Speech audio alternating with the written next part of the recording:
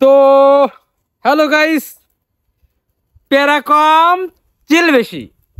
আমরা এখন আছি তুর্কি এবং গ্রিস সাইপ্রাসের যে বর্ডার, অর্থাৎ সাইপ্রাসের যে বর্ডার এখানে। তো আমি আজকে আলোচনা করব যে আসলে এই যে সাইপ্রাসটা আসলে কিন্তু দুইটা ভাগে বিভক্ত, ঠিক আছে? তো দুইটা ভাগের ভিতরে একটা হচ্ছে উত্তর এবং একটা দক্ষিণ। তো আমি হচ্ছে দক্ষিণ সাইডে যেটা তুর্কি শাসন করে এবং আর একটা হচ্ছে উত্তর যেটা গ্রিস শাসন করে।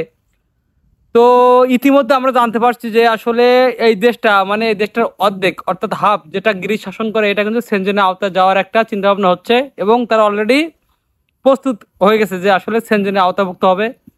ইউরোপিয়ান যে ইউনিয়ন, সেই ইউনিয়নের আওতাভুক্ত তারা হবে। তো এর আগের থেকেই গ্রিস গ্রিস যেহেতু শাসন করতো এই দেশটা, তো এটা আপনার ইউরোপের একটা সুযোগ সুবিধা ছিল, কিন্তু এখন মোটামুটি যখন এটা যখন আপনার সেনজেনের আওতাভুক্ত হবে তখন কিন্তু সুযোগ সুবিধাগুলো আরো বাড়বে। সুতরাং আমি এখন আছি, এই যেটা দেখছেন এটা হচ্ছে ইউরোপিয়ান বর্ডার।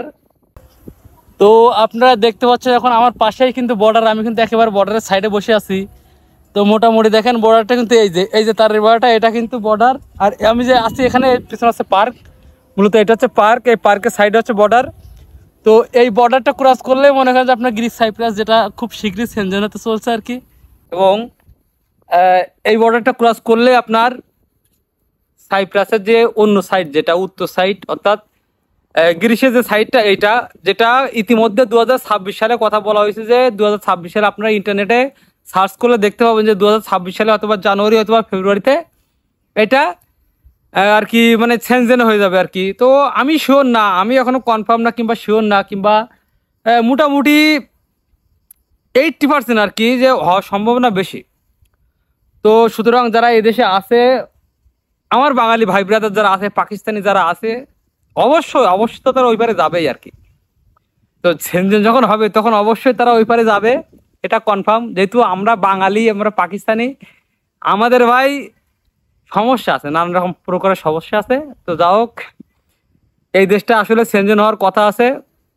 সব মিলায়ে সেনজেন হলে সুযোগ সুবিধা অতিরিক্ত বাড়বে আর কি। সব মিলায়ে অনেক মানে দেশটা একটা উন্নত হবে আর কি, আরো উন্নত হবে। তো আমার মনে হয় না এরকম বেড়া তখন থাকবে, এরকম তার বেড়া তখন থাকবে না। হয়তো আমরা তখন মিস করবো, এই বেড়াটা মিস করবো।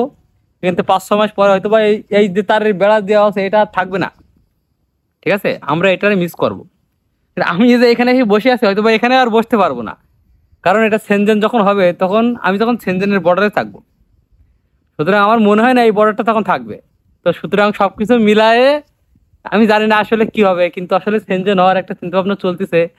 তো যারা সাইপ্রাসে এখন আসতে চাচ্ছেন কিংবা আসবেন কিংবা পরবর্তীতে আসবেন, তো সব মিলায়ে বেস্ট অফ লাক সবার জন্য। সবাই যেন সেনজেনের একটা সুযোগ সুবিধা ভোগ করতে পারে। ভাই আমার আমার নিজেরও ইচ্ছা আছে সেনজেনের একটা সুযোগ সুবিধা ভোগ করার, এখন বাদ বাকি আল্লাহ ভরসা।